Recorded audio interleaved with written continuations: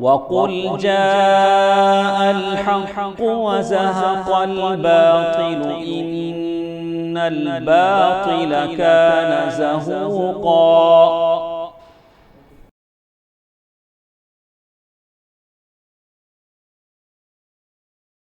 إن الحمد لله نحمده ونستعينه ونستغفره ونعوذ بالله من شرور أنفسنا ومن سيئات أعمالنا، من يهده الله فلا مضل له ومن يضلل فلا هادي له، وأشهد أن لا إله إلا الله وحده لا شريك له، وأشهد أن محمدًا عبده ورسوله۔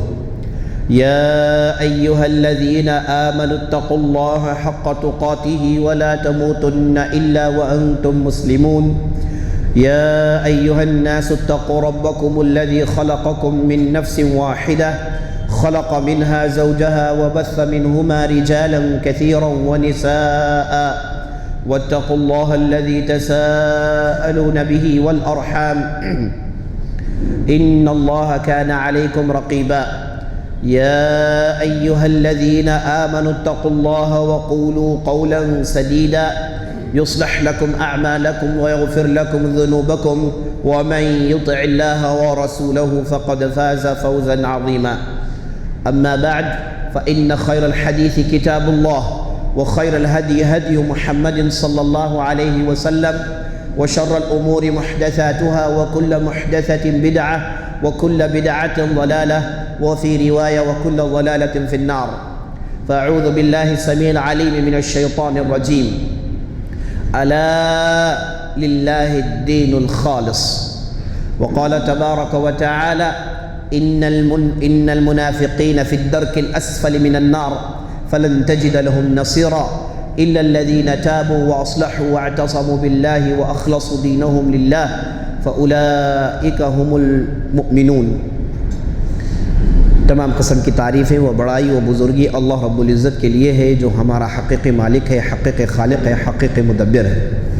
لاکھوں کروڑوں درود و سلام ہو سرور کائنات فخر موجودات احمد مجتبیٰ محمد مصطفیٰ صلی اللہ علیہ وسلم پر، جنہیں اللہ تعالیٰ نے سارے کائنات کے لیے رحمت بنا کر مبعوث کیا۔ میں اللہ رب العزت کی بارگاہ میں دعا کرتا ہوں کہ اللہ تعالیٰ جس طرح ہمیں اس مبارک مجلس میں جمع کیا ہے، اسی طرح ہمیں جنت الفردوس میں جمع کرے، آمین یا رب العالمین۔ جو بھی آدمی قرآن کا مطالعہ کرتا ہے، آپ صلی اللہ علیہ وسلم کی احادیث کا مطالعہ کرتا ہے، اسے ایک چیز بڑی اچھی طریقے سے معلوم ہو جاتی ہے، اور وہ چیز یہ ہے کہ اللہ سبحانہ وتعالی اپنے یہاں آمیزش، ملاوٹ، مکسیشن، اسے اللہ سبحانہ وتعالی پسند نہیں کرتا۔ اللہ سبحانہ وتعالی بندوں کے اعمال میں سے صرف ان عملوں کو قبول کرتا ہے جو خالص اللہ کے لیے ہوتے ہیں، صرف اللہ ہی کے لیے کی گئی ہو، ایسی عبادت اللہ سبحانہ وتعالی کے ہاں مقبول ہے۔ ہر وہ کام جو ہم دین کے لیے سمجھ کر کرتے ہیں، یاد رکھ لیجئے وہ صرف اور صرف اللہ ہی کے لیے ہونی چاہیے، اگر ہم چاہتے ہیں کہ وہ اللہ کے ہاں قبول ہو جائے۔ اللہ نے قرآن میں ارشاد فرمایا، الا للہ الدین الخالص۔ اے لوگوں خبردار ہو جاؤ، غور سے سنو، پورے انہماک کے ساتھ سنو۔ اللہ سبحانہ وتعالی دین میں سے صرف خالص چیزوں کو قبول کرتا ہے، جو پیور ہیں، اس میں آمیزش نہ ہے، جس میں ملاوٹ نہ ہو، جس میں مکسیشن نہ ہو، کسی دوسرے کی خوشی کے لیے، کسی کے نام کے لیے، شہرت کے لیے، دکھاوے کے لیے، شو آف کے لیے جو بھی عمل کریں گے، اللہ سبحانہ وتعالیٰ ان اعمال کو قبول نہیں کرتا۔ اللہ سبحانہ وتعالیٰ کو صرف پیور پسند ہے۔ جیسے آپ صلی اللہ علیہ وسلم نے ایک دوسری حدیث میں ارشاد فرمایا، ان اللہ طیب لا يقبل الا طیبا۔ اللہ سبحانہ وتعالیٰ پاک ہے، اللہ سبحانہ وتعالیٰ پیور ہے، اور وہ صرف پیور چیزوں کو قبول کرتا ہے، صرف خالص چیزوں کو قبول کرتا ہے۔ جس میں ملاوٹ ہو اللہ سبحانہ وتعالیٰ اس کے طرف دیکھتا بھی نہیں۔ اور اللہ نے منافقین جو ظاہر ان کا ایک دین ہوتا ہے اور باطن میں کچھ اور ہوتے ہیں، انہی کو منافقین کہا جاتا ہے، جو مومنین کے ضد ہیں۔ نفاق ایمان کا ضد ہے، ایمان اور نفاق یہ ایک دل میں جمع نہیں ہو سکتا۔ مومنین ہمیشہ نفاق سے ڈرتے ہیں اور منافقین ان کی کرتوتوں سے بچتے ہیں، منافقین کے اوصاف سے بچنے کی کوشش کرتے ہیں۔ یہ دیکھیے عمر بن خطاب رضی اللہ عنہ جو ایمان کا پہاڑ تھے، حذیفہ بن یمان کے پاس جاتے ہیں رضی اللہ عنہم اجمعین اور کہتے ہیں حذیفہ تمہارے پاس جو منافقین کی لسٹ رکھی ہوئی ہے، کیونکہ حذیفہ بن یمان ایک ایسے صحابی تھے جنہیں آپ صلی اللہ علیہ وسلم نے اپنی خاص باتوں کی تعلیم دی تھی، اپنی خاص راز کی باتیں بتائی تھی، اسی لیے ان کا لقب ہے صاحب السر رسول اللہ صلی اللہ علیہ وسلم، نبی صلی اللہ علیہ وسلم کے سیکریٹس جاننے والے۔ نبی صلی اللہ علیہ وسلم کی خاص جو باتیں ہوتی ہیں وہ حذیفہ بن یمان جانتے تھے، اور حذیفہ بن یمان کو آپ صلی اللہ علیہ وسلم نے بتایا تھا کہ مدینے کے اندر جتنے بھی منافقین ہیں ان کی لسٹ حذیفہ بن یمان کے پاس تھی، انہیں معلوم تھا کہ مدینے کے اندر کون کون منافقین ہیں، آپ صلی اللہ علیہ وسلم نے انہیں بتایا تھا۔ لیکن یہ ایسی بات تھی جسے کھولنے کی اجازت نہیں تھی حذیفہ بن یمان کو، اور منافقین اور ایمان کا تعلق دل سے ہوتا ہے، جس کے دل میں ایمان ہے وہ ظاہر نظر نہیں آتا، اور جس کے دل میں نفاق ہے وہ بھی ظاہر نظر نہیں آتا۔ لیکن اللہ سبحانہ و تعالیٰ صرف دلوں کو جانتا ہے، دلوں کی بھیدوں کو جانتا ہے، اور اجر صرف دل دیکھ کر دیکھتا ہے۔ جیسے اہل علم نے کہا القلوب محط انظار اللہ، اللہ سبحانہ و تعالیٰ انسان کے جسم میں اگر کسی چیز کو دیکھتا ہے تو اس کا دل ہے، اگر اس کا دل صاف ہے اپنے قریب کر لیتا ہے، اگر اس کا دل اس کے اندر آمیزش ہے، خراب ہے، دوسری چیزوں کو لے کر بیٹھا ہوا ہے، اس کے اندر فلاں کی محبت پڑی ہوئی ہے، تو ایسے دل کو اللہ سبحانہ و تعالیٰ دور ہی رکھتا ہے۔ تو بہرحال حذیفہ بن یمان کو اجازت نہیں تھی کہ بتائیں منافقین مدینے میں کون کون ہیں، اور آپ صلی اللہ علیہ وسلم کا انتقال ہو جاتا ہے، اور حذیفہ بن یمان اس کے بعد ایک مدت تک رہتے ہیں اور ڈھیر سارے اچھے کام کرتے ہیں، کئی علاقوں کے گورنر رہے۔ تو عمر بن خطاب رضی اللہ عنہ کبھی کبھار حذیفہ بن یمان سے پرسنل وزٹ کرتے اور پوچھتے حذیفہ وہ لسٹ میں کہیں میرا تو نام نہیں ہے، کہیں وہ لسٹ جو تم رکھے ہو اس میں تھوڑا بتا دینا، کہیں اس میں عمر بن خطاب کا نام تو نہیں ہے۔ اللہ اکبر۔ حذیفہ بن یمان کہتے ہیں کہ آپ اور نفاق یہ کیسے ممکن ہے، یہ کیسے ممکن ہے؟ اہل علم نے بتایا کہ مومنین ایسے ہی ہوتے ہیں، انہیں ہمیشہ نفاق کا ڈر ہوتا ہے، ہمیشہ ان کی کوشش ہوتی ہے کہ کہیں ان کے دل میں نفاق نہ داخل ہو جائے۔ ہر عمل کرتے ہیں چیک کرتے ہیں کہ کہیں منافقین کا عمل تو نہیں ہے، اگر تجارت کرتے ہیں جھوٹ سے بچتے ہیں، وعدہ کرتے ہیں تو پورا کرتے ہیں، زبان کھولتے ہیں تو اس کی حفاظت کرتے ہیں، صرف اور صرف اس وجہ سے کہ منافقین کے یہاں یہ چیزیں نہیں ہوتی۔ بات کرتے ہیں تو جھوٹ بولتے ہیں، وعدہ کرتے ہیں تو وعدہ خلافی کرتے ہیں، اور گفتگو کرتے ہیں تو گالیاں بکتے ہیں، یہ منافقین کی صفت ہوتی ہے۔ تو اہل علم نے بتایا کہ عمر بن خطاب نے اس لیے کیا تاکہ وہ اپنے ایمان کو فریش رکھے، تر و تازہ رکھے۔ تو عزیز دوستو، ایمان اور نفاق ایک جگہ جمع نہیں ہو سکتا۔ دیکھیے اللہ سبحانہ و تعالیٰ نے منافقین کے تعلق سے قرآن میں کیا کہا، اور منافقین کو اللہ نے کیسی نصیحت کی کہ وہ نفاق سے نکل آئیں۔ اللہ نے ارشاد فرمایا ان المنافقین فی الدرک الاسفل من النار ولن تجد لهم نصیرا، منافقین جو ہوتے ہیں یہ جہنم کی نچلے گڈھے میں ہوتے ہیں تاکہ عذاب زیادہ ہو۔ ولن تجد لهم نصیرا، اے نبی صلی اللہ علیہ وسلم تم قیامت کے دن دیکھو گے کہ ان کے لیے کوئی مددگار یار نہیں ہوگا، کوئی مدد نہیں کرے گا ان کی، یہ اکیلے پھنسے رہیں گے اور ان کی نفاق کی وجہ سے جہنم میں جلتے رہیں گے۔ اور اس کے بعد اللہ نے کہا کہ منافقین کو کہ تم اگر بچنا چاہتے ہو، یہ نفاق کے لسٹ سے باہر نکلنا چاہتے ہو، الا الذین تابوا واصلحوا واعتصموا باللہ واخلصوا دینہم للہ، چار نصیحتیں منافقین کو کہا گیا کہ ہاں اگر تم توبہ کر لو، تم اس نفاق سے توبہ کر لو، اسے باہر آنے کی کوشش کرو، توبہ کرو، واصلحوا، اور اپنے اعمال میں اصلاح پیدا کرو، اپنے دل و دماغ میں اصلاح پیدا کرو۔ اصلاح کا معنی ریپیئر کرنے کا بھی آتا ہے، یعنی جو ڈیمیجز ہو گئے ہیں دل و دماغ میں نفاق کی وجہ سے، کفر کی وجہ سے، اسے تم ریکٹیفائی کرو، اسے تم ریڈی کر لو۔ وَأَصْلَحُوا وَاعْتَصَمُوا بِاللَّهِ، اور اللہ کے دین کو تھام لو، اللہ کی رسی کو تھام لو۔ وَأَخْلَصُوا دِينَهُمْ لِلَّهِ، اور اپنے دین کے معاملات میں صرف اللہ ہی کے ہو کر رہ جاؤ، اخلاص پیدا کر لو۔ تو آخری نصیحت جو بڑی وقی اور وزندار نصیحت وہ یہ ہے کہ اخلاص پیدا کر لو، اخلاص پیدا کر لو، تب جا کے تم منافق ہونے سے بچ سکتے ہو۔ تو عزیز دوستو، پیارے ساتھیوں، ماؤں بہنوں، آج ہم کتنے محتاج ہیں اخلاص کے، آج ہم کتنے محتاج ہیں اخلاص کے۔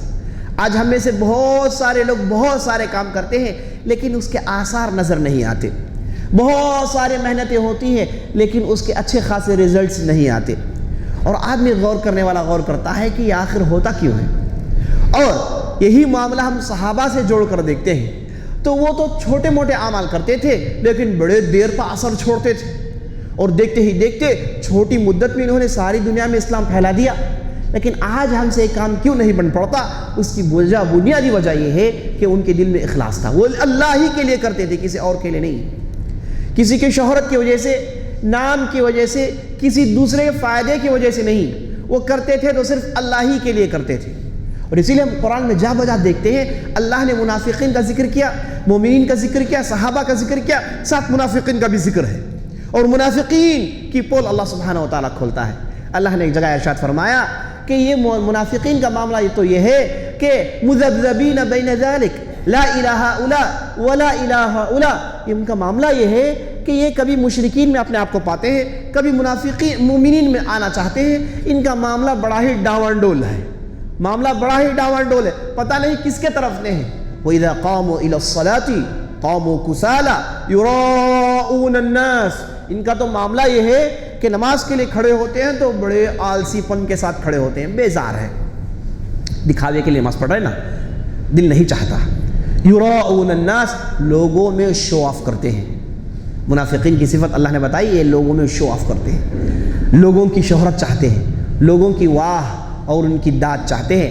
ایسے اعمال اللہ سبحانہ و تعالیٰ قبول نہیں کرتا، ذرا برابر بھی قبول نہیں کرتا۔ آدمی چاہے 1000 حج کر لے، آدمی چاہے 1000 عمرے کر لے، آدمی چاہے پوری دولت لٹا دے، ایسے لوگوں کو نہ کہ صرف اللہ ان کی عبادت قبول کرے گا بلکہ ان کے لیے عذاب ہوگا۔ بخاری کی روایت ہے، آپ صلی اللہ علیہ وسلم ارشاد فرماتے ہیں کہ قیامت کے دن بہت بڑے عالم صاحب کو پیش کیا جائے گا، اور اس عالم صاحب سے پوچھا جائے گا کہ تم نے دنیا میں قرآن پڑھا اور لوگوں میں واعظ و نصیحت کی، کیا جانتے ہو تم نے کس لیے کیا؟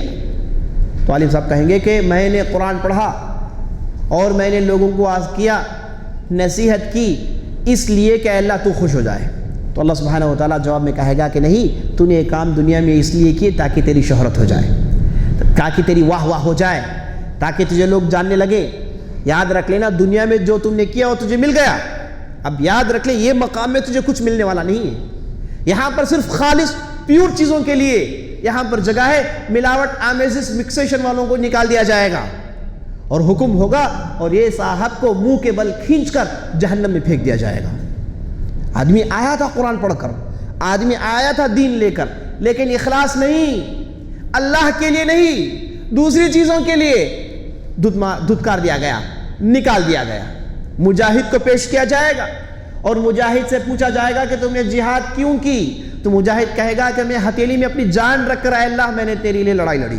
اللہ کہے گا کہ ہرگز نہیں، تو نے میدان میں تلوار سونت کر حاضری اس لیے دی کہ لوگ تیری تعریف کریں، لوگ تجھے کہیں کہ بہت ہی بڑا مجاہد آدمی ہے، بہت ہی بڑا دلیر آدمی ہے، کتنا دل بڑا ہے اس کا، یہ تعریف چاہتا تھا تو۔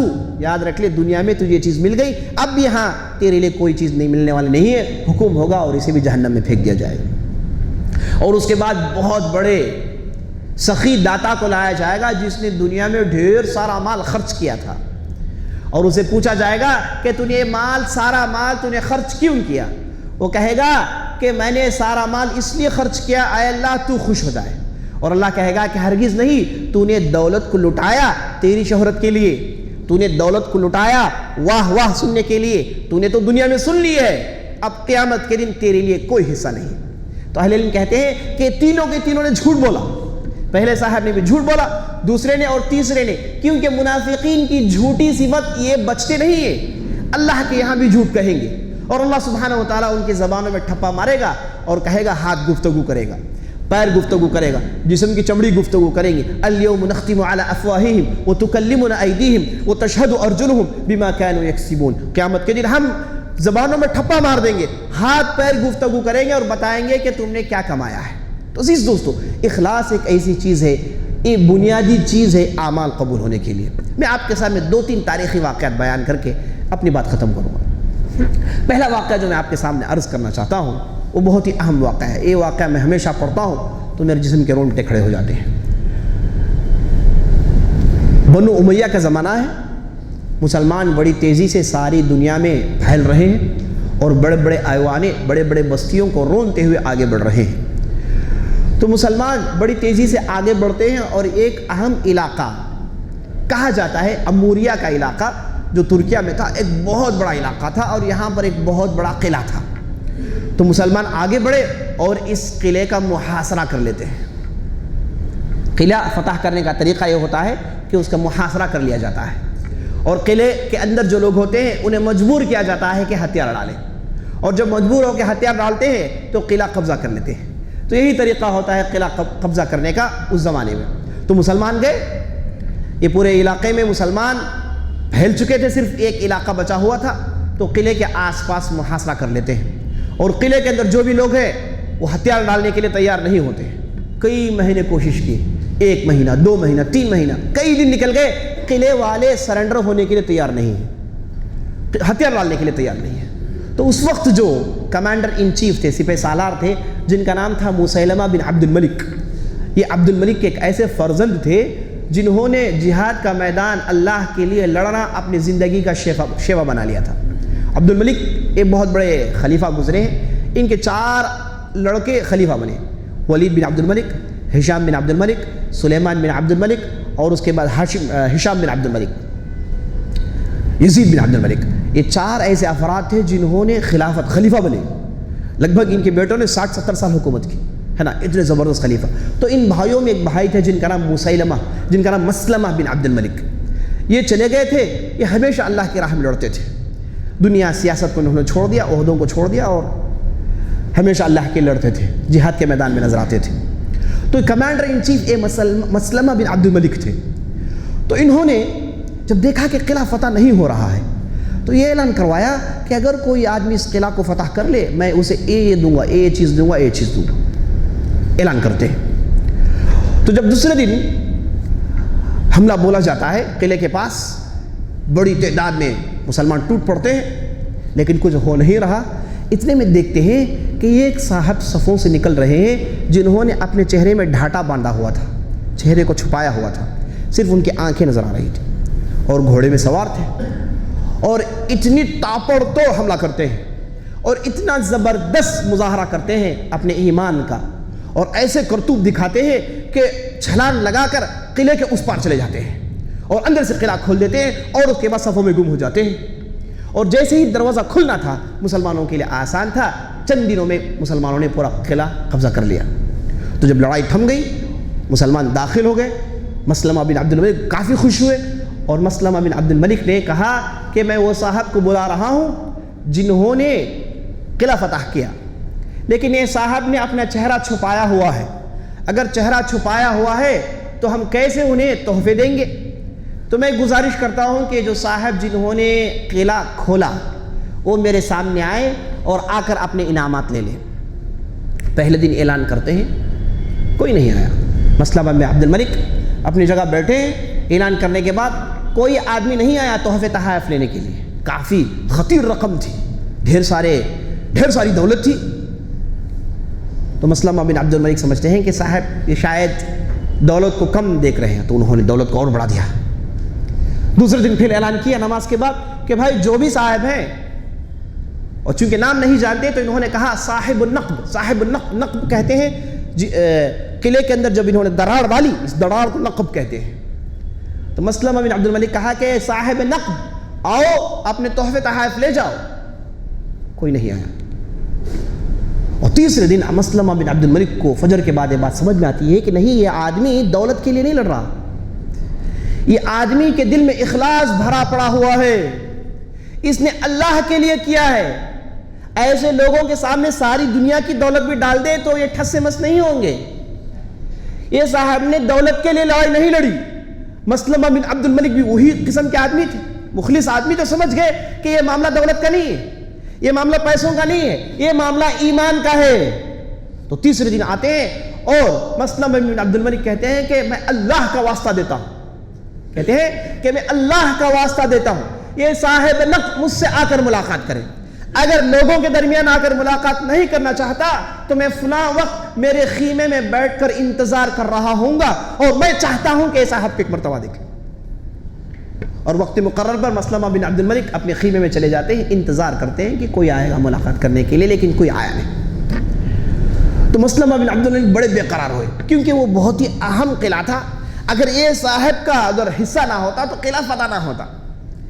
یاد رکھ لیں، اگر ہمیں سے کوئی ہو، نسأل اللہ العافیہ، شہرت پسند اگر کوئی ہو تو ہوگا کیا؟ وہ پوری زندگی دعویٰ ڈال کر سینہ ٹھوک کر کہے گا کہ میری وجہ سے فتح ہو، میں نے کیا۔ ایسے کتنے ہمارے لوگ ہیں، یہ کام کر دیتے ہیں اور ساری دنیا میں اعلان ڈھنڈورا پیٹتے ہوئے گھومتے ہیں کہ میں نے کیا۔ میں نے کتنے ایسی مساجد میں دیکھا ہے کہ ٹیوب لائٹ جنہوں نے لگایا ہو اس پر اتنا بڑا نام لکھے ہیں کہ ٹیوب لائٹ کی اجالا نہیں پہنچ رہا، کیونکہ انہوں نے ٹیوب لائٹ دیا ہے۔ نسأل اللہ العافیہ۔ یہ آج ہماری کمزوری ہے ایمان کی، ہمارے ایمان کی کمزوری ہے کہ ہر حرکت میں ہم شہرت چاہتے ہیں، اللہ المستعان۔ لیکن وہ لوگ ویسے نہیں تھے۔ دیکھیں مسلمہ بن عبد الملک بار بار اعلان کر رہے ہیں کہ صاحب نہیں آ رہے ہیں۔ جب مسلمہ بن عبد الملک اعلان کر کے تھک گئے اور انہوں نے چھوڑ دیا، چوتھے دن اچانک مسلمہ بن عبد الملک کے خیمے میں ایک صاحب نظر آتے ہیں، اور پھر اپنا چہرہ چھپائے ہوئے تھے، اور مسلمہ بن عبد الملک کے پاس گئے، جا کر کہا کہ میں ہی وہ آدمی ہوں، لیکن اگر آپ مجھ سے کہیں گے کہ آپ اپنے چہرے کا ڈھانٹا ہٹائیں، اپنا نام بتائیں، اپنا قبیلے کا نام بتائیں، آپ کہاں سے آئے ہیں، تو یاد رکھ لیں میں یہ ایک لفظ بتانے والا نہیں ہوں، چونکہ آپ نے اللہ کا واسطہ دیا اس لیے میں خیمے میں حاضر ہوا ہوں، ورنہ میں یہاں آنا ضروری نہیں سمجھتا۔ اور مسلمہ بن عبد الملک دنگ رہ گئے، اور اس کے بعد وہ صاحب خیمے سے باہر نکل جاتے ہیں۔ آج تک بھی تاریخ کو نہیں معلوم کہ وہ صاحب کون تھے، آج تک تاریخ کے مورخین پریشان ہیں یہ جاننے کے لیے کہ صاحب کون تھے، اور ان کا نام صاحب النقد کے نام سے مشہور ہے۔ اور مسلمہ بن عبد الملک اس کے بعد جب بھی اپنی دعا کرتے تو اللہ سے کہتے اللہم احشرنی مع صاحب النقد، کہتے اے اللہ مجھے صاحب نقد کے ساتھ میرا حشر کرنا، صاحب نقد کے ساتھ قیامت کے دن مجھے اٹھانا، ان کے ساتھ رہنا چاہتا ہوں، کیونکہ ایسا اخلاص میں نے کسی اور کے پاس نہیں دیکھا۔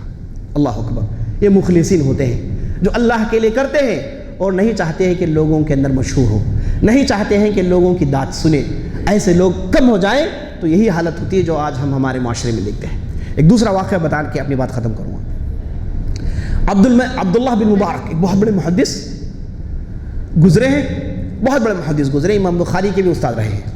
عبداللہ بن مبارک، یہ اللہ نے انہیں اتنی دولت دی تھی اور اتنے مشہور تھے، اور ساتھ ساتھ حدیث کا اتنا علم، فقہ کا اتنا علم کہ کوئی بھی ان کا مقابلہ کسی بھی میدان میں نہیں کر سکتا۔ نہ دولت میں کوئی مقابلہ کر سکتا ہے، نہ علم میں کوئی مقابلہ کر سکتا ہے، نہ ایمان عمل میں کوئی مقابلہ کر سکتا ہے، نہ جہاد کے میدان میں ان کا کوئی مقابلہ کر سکتا ہے۔ ہر میدان میں منفرد آدمی، اللہ اکبر۔ ایسے کم لوگ نظر آتے ہیں تاریخ میں، یہ کم لوگوں میں یہ ہے عبداللہ بن مبارک۔ ان کا تو معاملہ یہ ہے کہ ایک مرتبہ ہارون رشید ان کے علاقے میں داخل ہوتا ہے، ان کا علاقہ مرو کے نام سے ایران کے اندر آج بھی ہے۔ تو مرو میں ہارون رشید اس وقت کا خلیفہ اس علاقے میں داخل ہوتا ہے اور دیکھتا ہے کہ آس پاس کوئی ہے نہیں۔ عام طور پر خلیفہ کسی بستی میں جائے تو لوگ بڑی تعداد میں جمع ہو جاتے ہیں اور بڑے زور و شور سے استقبال کرتے ہیں، خلیفہ ہے بھائی۔ اور ہارون رشید کی خلافت تو اتنی بڑی خلافت کہ جو چائنا سے لے کے موروٹانیہ تک اسی کی حکومت ہے، اللہ اکبر۔ چائنا سے لے کے موروٹانیہ آدھی دنیا پر حکومت ہے۔ یہ وہ صاحب ہیں جو اپنے قلعے سے نکلتے آسمان میں ابر پر نظر ڈال کر کہتے امطری اولا تمطری اینما تمطرین یاتینی خراجک، یعنی اے ابر تم بارش برسا یا نہ برسا، لیکن جان رکھ تو جہاں کہیں بھی بارش برسائے گی وہاں کا ٹیکس مجھے آئے گا۔ جہاں کہیں بھی تو بارش برسائے گی، پیداوار نکلے گا، محصول نکلے گا، تو وہاں کا ٹیکس مجھے آنے والا ہے، کیونکہ وہاں پر میری حکومت ہے۔ اتنی بڑی حکومت ہارون رشید کی۔ تو ہارون رشید مرو میں داخل ہوتے ہیں کہ آس پاس کوئی ہے ہی نہیں۔ پوچھتے ہیں کہ بھائی کیوں لوگ استقبال کے لیے چند لوگ نظر آ رہے ہیں؟ تو لوگوں نے کہا کہ عبداللہ بن مبارک آئے ہیں۔ لوگوں نے کہا عبداللہ بن مبارک آئے. ہارون رشید کے بغل میں جو غلام کھڑا تھا تو اس نے ایسے ہی کہہ دیا اصل میں تو بادشاہ وہ ہے, اصل میں تو بادشاہ وہ ہے. تو جب ادھر دیکھا گیا تو اتنی بڑی بھیڑ مسجد میں آ گئے ہیں اور حدیث سنا رہے ہیں, بڑی تعداد میں حدیث سن رہے ہیں. تو یہ تھے عبداللہ بن مبارک. ان کے تعلق سے یہ آتا ہے کہ ایک مرتبہ اسی طریقے سے ان کا طریقہ تھا کہ ہر سال حج کے لیے جاتے اور ایک سال جہاد کے میدان کے لیے جاتے, اور حج کے لیے جاتے تو بہت بڑی تعداد اپنے ساتھ حج کے لیے لے جاتے, اور سب سے چند دینار کلیکٹ کرتے, کہتے کہ چلو میں تم کو حج لے کر جاتا ہوں, اور سب سے پیسے جمع کرتے اور حج کے لیے جاتے, اور لوگوں سے کہتے کہ بھائی کھاؤ, تم نے پیسہ دیا ہے, مفت میں تو نہیں کھا رہے ہو, تو سب کھاتے ہیں. اور اس کے بعد حج کرنے کے بعد واپس آتے ہیں تو سب کے پیسے واپس کر دیتے ہیں, سب کے پیسے واپس کر دیتے ہیں. تو لوگ بڑے تعجب میں پڑ جاتے ہیں, یہ کیا بھائی صدقہ خیرات کرنے کا عجیب و غریب سٹائل. یعنی اگر پیسے نہ دے تو ہو سکتا ہے کہ کوئی خوددار پیٹ بھر کر نہ کھائیں, کوئی آدمی سفر کو انجوائے نہ کرے کیونکہ یہ سمجھے کہ بھائی میں فلاں کے احسان میں دبا ہوا ہوں, یہ سوچ ہو سکتی ہے. تو اس لیے پیسے کلیکٹ کرتے ہیں اور انہیں اپنی مرضی سے کرنے چھوڑتے ہیں, کھانے چھوڑتے ہیں, گھومنے چھوڑتے ہیں, اور جب واپس آتے ہیں تو ان کے پیسے واپس کر دیتے ہیں. اللہ اکبر. تو یہ عبداللہ بن مبارک تھے. تو ایک سال حج کے لیے جاتے اور ایک سال جہاد کے میدان کے لیے جاتے. کہا جاتا ہے کہ کچھ اسی طریقے کا معاملہ تھا کہ قلعہ فتح نہیں ہو رہا تھا یا پھر کچھ دقتیں تھیں تو معاملہ اٹکا ہوا تھا. تو مسلمانوں نے تاپ پر تو محنت کی لیکن حل نہیں نکلا. تو اتنوں میں صفوں میں سے ایک صاحب نکل آئے, وہ بھی ڈھاٹا باندھے ہوئے تھے, بڑی تیزی سے ایسا حملہ کرتے ہیں, ایسا حملہ کرتے ہیں کہ لوگوں نے کہا کہ یہ انسان ہے کہ جن, اتنی تیزی سے اتنی پھرتی سے کون حملہ کر سکتا ہے. اور دیکھتے ہی دیکھتے مشرکین کے صفوں کو الٹ دیتے ہیں اور بڑی تیزی سے مسلمانوں کے صفوں میں داخل ہو جاتے ہیں. اور جب یہ داخل ہوتے ہیں لوگ انہیں پہچاننے کے لیے ان کے پیچھے جاتے ہیں اور یہ کوشش کر رہے ہیں کہ کوئی انہیں نہ دیکھے. اتنے میں ایک صاحب آتے ہیں, یہ ڈھاٹا مارنے والے کو پکڑتے ہیں, پکڑ کر ان کا چہرہ کھول دیتے ہیں. جب وہ چہرہ کھولتے ہیں تو عبداللہ بن مبارک کھڑے ہیں, اور عبداللہ بن مبارک اتنا غصہ آتا ہے کیونکہ یہ جو پکڑا تھا ان کا شاگرد تھا جس کا نام عمر تھا, اور عمر سے کہا کہ اے عمر تو نے تو میرے اعمال ضائع کر دیے, تو نے تو میرے اعمال ضائع کر, میں تو چاہتا تھا کہ اللہ کے لیے کروں, تو نے لوگوں کے درمیان شہرت کروا دی. اور کافی غصے میں آتے ہیں اور کئی دن تک اس شاگرد سے گفتگو نہیں کرتے. تو اخلاص کا یہ عالم تھا عزیز دوست. اخلاص اگر ہم ایسا پیدا کر پائیں تو یاد رکھ لیں ہمارے آثار دور دور تک جائیں گے, بڑا دیر پا اثر ہوگا. مخلص آدمی کے اعمال ضائع نہیں ہوتے. مخلص آدمی اگرچہ کہ بھی ایک دانہ اللہ کے لیے اس نے دیا ہے تو یاد رکھ لیں ایک دانہ بھی اللہ اس کا ضائع نہیں کرتا, ایک دانہ بھی ضائع نہیں کرتا. اور صحابہ میں ہم دیکھتے ہیں اللہ اکبر کیسے کیسے مخلصین تھے اور کیسے کیسے لوگ تھے. اللہ اکبر کتنی باتیں بتاؤں, وقت میرے ساتھ نہیں دے رہا, بہت ساری تاریخ ہماری مخلصین سے بھری پڑی ہے. تو اگر ہم چاہتے ہیں کہ یہ معیار پیدا کریں تو ہمیں اور آپ کو چاہیے کہ اخلاص پیدا کریں. اور جو آدمی شہرت کے لیے, نام کے لیے عمل کرتا ہے اصل میں بیوقوف آدمی ہے. کیوں؟ کیونکہ جب جن لوگوں کی تعریفیں سننا چاہتا ہے, یاد رکھ لیں انسان کی زبان بدلتی رہتی ہے, آج تعریف کرے گی کل اس کے خلاف کچھ سنائے گی. انسانوں کی زبانوں کا کوئی اعتبار نہیں, وہ بدلتے رہتے ہیں. انسانوں کی تعریف کی کوئی وقت نہیں. تو آدمی عمل کرے, ہوشیار ہو, عقل مند ہو, للہ عمل کرے, کیونکہ جو چیز آپ نے اللہ کے ہاں ڈپوزٹ کی ہے اس کے ریٹرنز آپ کو مرتے دم تک ملتے رہیں گے, آپ کو ملیں گے. اور اس کے بعد آپ کی بچوں کو, آپ کی نسل کو. کتنے ایسے اعمال ہیں, کتنے ایسے اعمال ہیں جن کے خاندان والوں نے کیا 200-300 سال پہلے, لیکن آج تک وہ مسجد قائم ہے, آج تک وہ ادارہ قائم ہے, آج تک لوگ اس سے فائدہ اٹھاتے ہیں. تو یہ اشارہ ہے کہ جن لوگوں نے کیا بڑے اخلاص کے ساتھ کیا. اور قرآن کے اندر جو خضر کا جو واقعہ ہے اس میں جو دیوار گرانے کی جو بات آتی ہے, شاید آپ لوگوں کو یاد ہوگا, تو اس میں بعد میں خضر علیہ السلام کہتے ہیں کہ اس کے نیچے خزانہ ہے. وہ خزانہ اس آدمی کا ہے جن کے والدین بڑے نیک و صالح تھے, جن کے والدین بڑے نیک و صالح تھے. تو اہل علم نے کہا کہ جب آدمی مخلص ہوتا ہے تو اللہ ایسے ہی حفاظت کرتا ہے. خضر آتے ہیں اور خزانے کی حفاظت کرتے ہیں. اللہ اکبر. تو یاد رکھ لیں عزیز دوستو, اخلاص ایک ایسی چیز ہے, اللہ سبحانہ و تعالیٰ چھوٹے سے چھوٹے عمل پر بھی سب کچھ دے سکتا ہے. آپ نہیں جانتے, ایک بدچلن عورت نے اخلاص کے ساتھ ایک کتے کو پانی پلایا تو اللہ نے معاف کر دیا, اللہ نے معاف کر دیا. تو اخلاص اللہ بہت پسند کرتا ہے, مخلصین کو اپنے قریب رکھتا ہے. اور مخلصین جو ہوتے ہیں یہ اللہ کے ہوتے ہیں. اور اللہ نے جب بھی انبیاء علیہم السلام کے تعلق سے کہا کانوا عبادنا مخلصین، کانوا لنا مخلصین، یہ ہمارے لیے مخلص ہوا کرتے تھے. تو اللہ سبحانہ و تعالیٰ پیور ہے اور پیور چیزوں کو قبول کرتا ہے. میں اللہ سے دعا کرتا ہوں کہ اللہ سبحانہ و تعالیٰ ہم نے جو بھی کہا جو بھی سنا اس کے مطابق عمل کرنے کی توفیق بخشے.